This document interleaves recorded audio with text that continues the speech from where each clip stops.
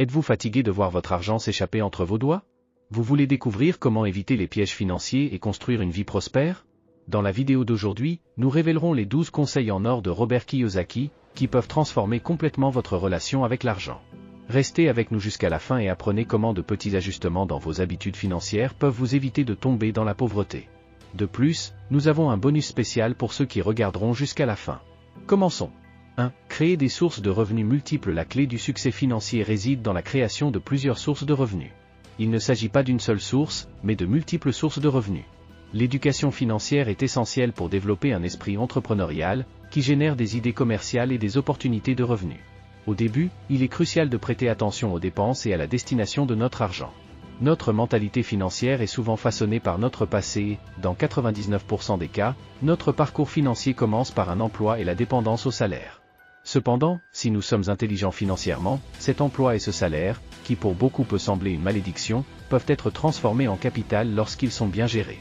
2. D'éviter les achats impulsifs en promotion. Beaucoup de gens commettent l'erreur de faire des achats à cause des promotions, pensant à tort qu'ils économisent de l'argent. En réalité, dans une promotion, l'argent ne fait que changer de main. Être riche ou pauvre dépend de la direction que prend l'argent. Si la majeure partie du temps, l'argent entre dans votre compte, vous êtes sur la voie de la liberté financière. Une phrase populaire parmi les personnes à faible revenu est « Si vous ne vous endettez jamais, vous n'atteindrez jamais rien ». Peu de phrases sont aussi préjudiciables que celle-ci, car acheter à crédit implique de payer des intérêts composés. Ces intérêts enrichissent ceux qui les reçoivent et appauvrissent ceux qui les paient, souvent aboutissant à un coût total 2 ou 3 fois supérieur au prix d'origine de l'achat. 3. Éviter les achats inutiles d'appareils électroniques. Acheter des appareils électroniques qui ne seront pas utilisés est une autre erreur courante. Ces dispositifs sont conçus pour faciliter et améliorer nos vies, mais une personne qui ne sait pas gérer son argent peut finir par acheter un appareil inutile qui ne fera qu'accumuler de la poussière. Il est important d'évaluer l'utilité réelle de chaque appareil avant de faire l'achat. Par exemple, en considérant l'achat d'un nouveau smartphone, demandez-vous si les fonctionnalités supplémentaires ajouteront réellement de la valeur à votre quotidien ou si vous êtes simplement attiré par le marketing. 4. N'achetez pas des produits de marque uniquement pour la marque. De la même manière, acheter des produits de marque uniquement pour la marque est déconseillé. Beaucoup de marques n'ajoutent pas de valeur ou de qualité, elles augmentent simplement le prix parce qu'elles sont considérées comme à la mode. Au lieu de cela, achetez ce dont vous avez vraiment besoin, ce qui est utile ou procure du confort, en évitant les achats motivés uniquement par la marque. Par exemple, les vêtements de marque ont souvent des prix exorbitants, mais la qualité peut être comparable à celle des produits sans marque. Faites une analyse critique et optez pour des produits offrant un meilleur rapport qualité-prix. 5. Arrêtez de dépenser de l'argent en cigarettes. Dépenser de l'argent en cigarettes non seulement nuit à la santé, mais aussi aux finances. En plus de nuire à la santé, fumer est cher. Il suffit de faire le calcul avec la monnaie de votre pays pour réaliser l'impact significatif de cette habitude sur les finances personnelles au fil du temps. Le coût mensuel, annuel et sur plusieurs décennies révèle l'impact significatif de cette habitude sur les finances personnelles. Pour beaucoup, l'argent dépensé en cigarettes pourrait être utilisé pour investir ou épargner, créant un avenir financier plus sûr. 6. Évitez d'aller au centre commercial. Comme passe-temps, aller au centre commercial peut être un passe-temps courant, surtout le jour de paie. Cependant, cela peut entraîner une perte de temps qui pourrait être mieux utilisée pour la lecture, l'éducation et la croissance. De plus, visiter le centre commercial peut entraîner des achats impulsifs et à crédit, compromettant davantage la situation financière. En remplaçant les visites au centre commercial par des activités productives, comme apprendre une nouvelle compétence ou étudier les investissements, vous vous préparez mieux pour l'avenir. 7. Éviter les achats impulsifs. Éviter les achats impulsifs est crucial. Acheter quelque chose sans réfléchir peut entraîner des dépenses inutiles et nuire à vos finances à long terme. Il est donc important de résister à la tentation des achats impulsifs et de prendre des décisions financières conscientes. Avant tout achat, demandez-vous si vous avez vraiment besoin de l'article et s'il contribuera positivement à votre vie. Cette habitude peut vous faire économiser une somme significative d'argent au fil du temps. 8. Méfiez-vous de la disparité entre les riches et les pauvres. La disparité entre les riches et les pauvres est évidente. Les riches accumulent plus de richesses en vendant, tandis que les pauvres, en achetant excessivement, finissent par devenir plus pauvres. L'exemple d'avoir une grande télévision illustre cette différence. Dans la maison d'une personne à faible revenu, il est courant de trouver une grande télévision par rapport à son niveau de revenu, tandis qu'une bibliothèque significativement plus grande est proportionnelle aux revenus des riches. La télévision devient souvent le principal moyen éducatif pour les pauvres et la classe moyenne, qui sont exposés aux feuilletons, aux émissions de télé-réalité, au football, aux concours de beauté et aux publicités, se demandant ensuite pourquoi ils gagnent si peu. 9. D'éviter d'acheter des smartphones à crédit. Acheter des smartphones à crédit est une autre pratique qui peut compromettre les finances. Bien que ces dispositifs offrent de nombreuses applications et outils, beaucoup de gens finissent par les utiliser uniquement pour envoyer des messages sur WhatsApp, les réseaux sociaux et prendre des photos. Voir quelqu'un avec un salaire minimum endetté pour avoir acheté un smartphone plus cher qu'il ne peut se permettre est une situation douloureuse. Au lieu de cela, optez pour des smartphones qui répondent à vos besoins sans compromettre votre budget. 10. Contrôlez vos dépenses en boîte de nuit. Fréquenter les boîtes de nuit peut être coûteux, surtout si l'on considère que l'alcool est souvent plus cher que la nourriture. Bien que s'amuser soit important, le manque de contrôle lors des sorties nocturnes peut empêcher la réalisation des rêves financiers. Établissez un budget pour le divertissement et respectez-le rigoureusement pour éviter les dépenses excessives qui pourraient compromettre vos finances. 11. D'éviter d'acquérir des voitures neuves. Acquérir une voiture neuve est considéré comme un luxe, à moins qu'elle ne soit utilisée pour générer des revenus.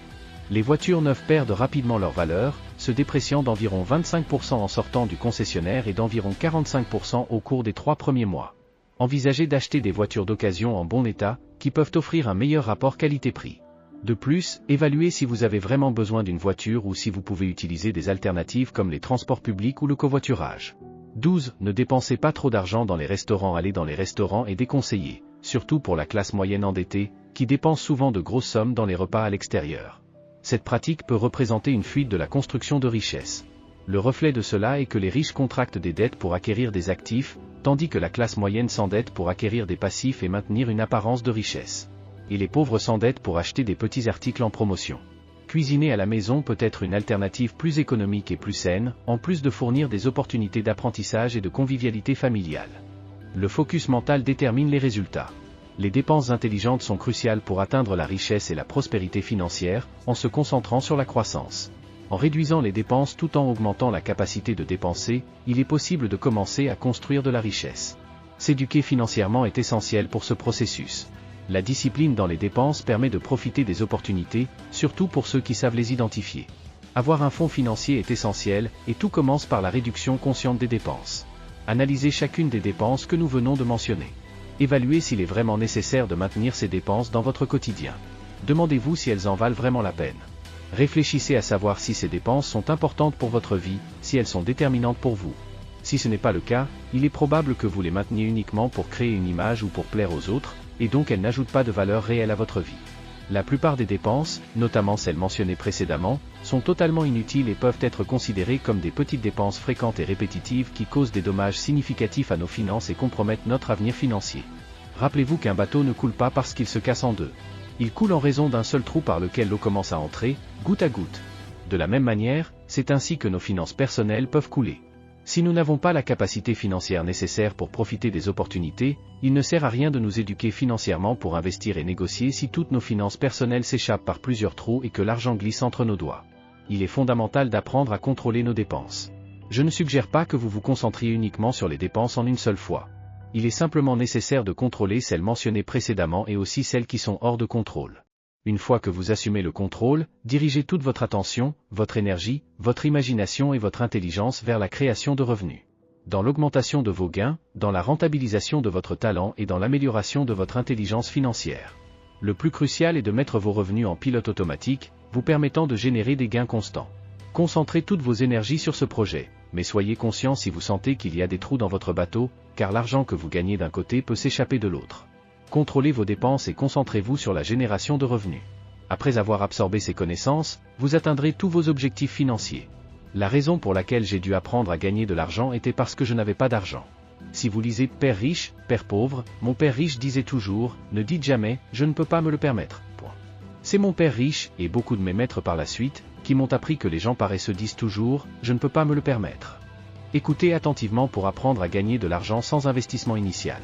Au cours de ma vie, j'ai gagné des centaines de millions de dollars, et cela est dû au fait que je n'avais pas d'argent quand j'étais jeune, ce qui m'a conduit à apprendre comment générer du capital. Et c'est vraiment assez simple. Vous devez trouver un actif qui vaut plus que vous. Vous ne pouvez pas investir en vous-même, car cela serait considéré comme de l'esclavage. Alors, ce que j'ai fait, et j'en parle dans mon livre, c'est que j'ai commencé à chercher des petites propriétés immobilières. J'ai trouvé une opportunité, comme ce condominium de chambres et salles de bain à Maui, et j'ai trouvé un moyen de convaincre les gens de me prêter de l'argent. Tout ce que j'avais à faire était de garantir que je rembourserais l'argent. Alors, ma première affaire était une affaire à retour infini. Je n'ai mis aucun argent de ma poche dans l'affaire. C'était financé à 100% par la dette. C'était un condominium de 18 000 $. Ils ne sont plus disponibles à ce prix, mais l'économie était mauvaise. Alors j'ai acheté ce condominium de 18 000 $. J'aurais pu utiliser mon propre argent, car je l'avais, mais cela aurait été trop facile. Seules les personnes dangereuses utilisent leur propre argent. Et c'est ce qui a vraiment trompé beaucoup de gens. Ils disaient, tu me traites de dangereux. Et je disais, c'est ça. Tu es le genre de personne qui dit qu'elle ne peut pas se le permettre, qu'elle ne peut pas le faire. C'est le problème. C'est là-haut, dans la tête, entre ses deux oreilles. Je ne peux pas le faire. La plupart de ma famille m'a dit, tu ne peux pas te le permettre. Mon père m'a appris à dire cela, ma mère m'a appris à dire cela, et mon père riche ne m'a jamais dit cela. Si vous travaillez pour une entreprise, combien de mon argent est investi dans cette entreprise? Vous voulez acheter de l'argent réel? L'or et l'argent sont l'argent de Dieu. Ce que je veux dire par l'argent de Dieu, c'est que l'or et l'argent étaient là lorsque la terre a été créée. Je crois que le numéro atomique de l'or est 79, et celui de l'argent est 47, je crois. L'or et l'argent seront là après les cafards, et l'argent et l'or seront là bien après le dollar et le dollar canadien et tout le reste. J'achète de l'or et de l'argent chaque fois que je peux, depuis votre âge. Et maintenant, le problème est le stockage. Je ne garde rien dans les banques, vous savez? Je veux dire, j'ai dû voler avec mon or et mon argent vers des pays sûrs. Et la plus grande erreur était que je m'en sortais très bien. Alors, en 1973, j'ai fait ma première affaire, et c'était une affaire de 18 000 $, 1800 $ en moins, avec une avance de 25 $ par mois. C'était infini, alors j'ai continué à faire cela et à acquérir de nombreuses propriétés. Ensuite, j'ai décidé de prendre une autre direction. Ma première affaire était une affaire de cartes en nylon et velcro. Et ce n'étaient pas les cartes que tout le monde connaît aujourd'hui. Mais à l'époque, en 1974 ou 1975, les gens ne savaient pas ce que c'étaient les cartes. Alors, nous faisions rapidement faillite. Nous avons acheté 100 000 cartes en Corée, les avons envoyées à notre entrepôt à Long Island, et nous empruntions de l'argent à nos investisseurs. Alors, nous avons rétrocédé environ 600 000 $ pour démarrer cette petite affaire ridicule de cartes. Nous étions dans de sérieux ennuis. Je devais à mon père environ 200 000 $. Et mon père riche se moquait de moi.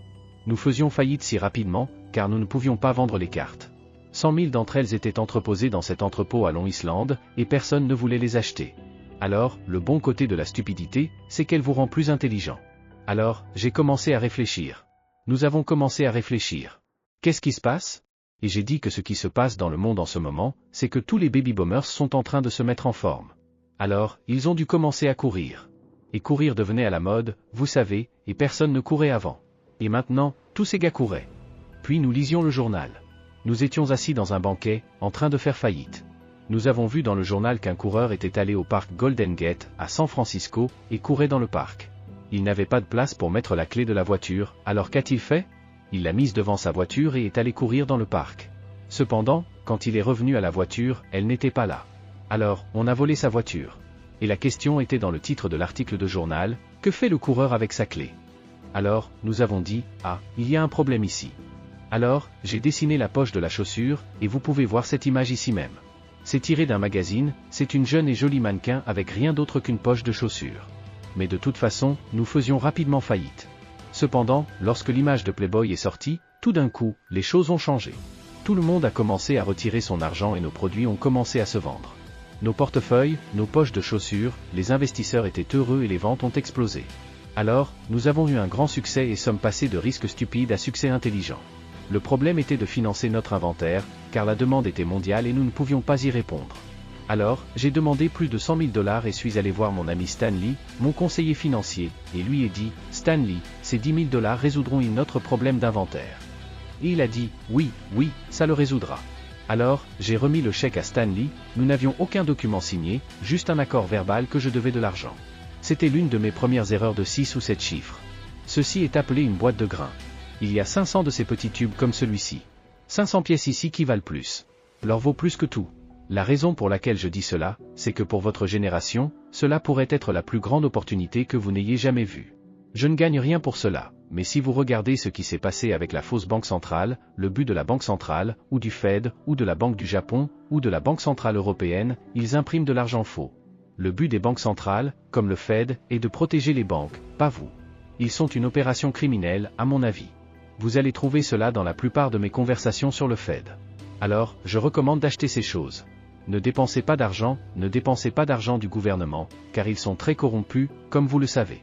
Dépensez l'argent de Dieu. Et ce qui arrive à la plupart des gens de nos jours, c'est qu'ils suivent ce vieux mantra d'aller à l'école. Mais qu'apprennent-ils sur l'argent à l'école? Rien. Ils obtiennent un emploi alors que les emplois disparaissent. Non seulement avec l'intelligence artificielle et l'arrivée de la 5G, plus d'emplois seront éliminés, mais aussi avec les voitures sans conducteur. Alors, pourquoi aller à l'école pour obtenir un emploi, puis travailler dur pour de l'argent et payer des impôts? Les impôts continueront d'augmenter. Vous devez faire cela. Quelqu'un devra payer cette énorme montagne de dettes qui s'accumule dans le monde entier. Et la seule façon de payer la dette est par les impôts. Ensuite, ils vous disent de vous débarrasser des dettes. Oh mon Dieu, la dette est de l'argent. S'il vous plaît, comprenez-moi. En 1971, quand Nixon a retiré le dollar de l'étalon or, l'argent est devenu de la dette. Et les riches savent comment utiliser la dette pour s'enrichir. Et c'est ce que je fais. Mon ami Donald Trump, je sais que vous ne l'aimez pas, mais bien, nous utilisons la dette comme de l'argent. Et quelqu'un d'autre vous dira de vous débarrasser des dettes. Vous choisissez. Les riches utilisent la dette pour devenir riches, et la classe moyenne et les pauvres sont anéantis parce qu'ils sont endettés. Cela est dû au manque d'éducation financière et au manque de connaissances sur la façon d'investir à long terme dans un portefeuille bien diversifié d'actions, d'obligations, de fonds communs de placement et d'ETF. Le mot-clé est investir à long terme. En premier lieu, c'est investir dans ce que vous aimez. J'aime les affaires, j'aime les obligations, je veux dire, j'aime vraiment. Je suis propriétaire de ce bâtiment et j'aime l'or et l'argent. Alors, j'investis dans ce que j'aime. Beaucoup de gens disent de faire ce que vous aimez, plutôt que d'investir dans ce que vous aimez. Mais j'aime être entrepreneur. J'aime investir. C'est comme un bassin de requins pour moi. Je suis toujours à la recherche de nouvelles affaires, de nouvelles offres. C'est juste un jeu, vous savez? Quand vous regardez votre valeur nette, c'est comme votre score dans le jeu. C'est comme si votre score de but était votre valeur nette. Mais comme vous le savez, nos écoles ne nous apprennent rien sur la valeur nette. Et c'est mon message pour tout le monde, y compris les millénials, c'est dans votre tête. Je sais que la plupart des millénials veulent un emploi bien rémunéré. Ils veulent pouvoir payer le loyer, manger et tout le reste. Et puis ils rêvent d'une grande maison, d'une belle voiture et de tout le reste. Mais c'est pourquoi 99% des Américains sont ruinés, parce que leurs têtes ne sont pas à la bonne place. Alors, quand j'ai demandé à Kim si elle ferait un cours de comptabilité de seulement 2 jours, je voulais voir si sa tête pouvait entrer dans la colonne des actifs. C'était la différence, n'est-ce pas? Et ainsi a commencé le voyage des investissements, le voyage des actifs. Je me souviens du moment où, comme tout le monde, j'étais concentré sur la colonne des revenus. Ils ont obtenu un emploi, cherché des augmentations salariales. Si vous êtes un travailleur salarié, vous travaillez plus d'heures ou augmentez votre salaire horaire. Je me suis toujours concentré là-dessus. Et puis finalement, après avoir vraiment acheté quelques propriétés d'investissement, la lumière s'est enfin allumée. Au lieu de me concentrer sur l'obtention de revenus, je me suis concentré sur l'acquisition d'actifs et sur le fait que ces actifs se transforment en revenus. C'était un grand changement dans ma façon de penser. Et une fois ce changement effectué en moi, je ne pensais plus à la colonne des revenus. Maintenant, je ne pense qu'à la valeur des actifs. Et c'est notre jeu, appelé flux de trésorerie. Quand Kim et moi nous sommes rencontrés, nous n'avions rien. Il nous a fallu 10 ans pour passer de rien à être financièrement indépendant. Mais c'est le pouvoir de se concentrer sur les actifs plutôt que sur les passifs. La plupart des gens sont tellement occupés à travailler pour de l'argent, à essayer de payer leurs factures et à acheter des passifs qu'ils pensent être des actifs. Alors, mon premier cadeau pour Kim était d'inculquer cela dans son esprit. Et aujourd'hui, nous sommes financièrement indépendants. C'est tout. Et tout le monde peut le faire. C'est une question de mettre votre tête dans la colonne droite. Pour moi, c'était comme ça. Nous y travaillons encore tous les jours. Je suis impliqué dans un nouveau projet en ce moment, axé sur les actifs. Je vais mettre beaucoup de flux d'argent dans la colonne des revenus. Parce que, encore une fois, nous nous concentrons sur la colonne des actifs, pas sur la colonne des revenus. Mais maintenant, revenons à la question originale. Pourquoi ai-je dit que seules les personnes paresseuses utilisent leur propre argent? Parce que les personnes paresseuses disent toujours, je ne peux pas me le permettre, je ne peux pas le faire. C'est très facile de dire cela, et c'est pourquoi elles sont pauvres. Il est plus difficile de gagner $1 million que de dire, je ne peux pas me le permettre. Si vous êtes arrivé jusqu'ici, abonnez-vous à la chaîne et laissez un commentaire disant « Je suis arrivé jusqu'à la fin » pour recevoir un petit cœur spécial. Nous nous voyons dans la prochaine vidéo.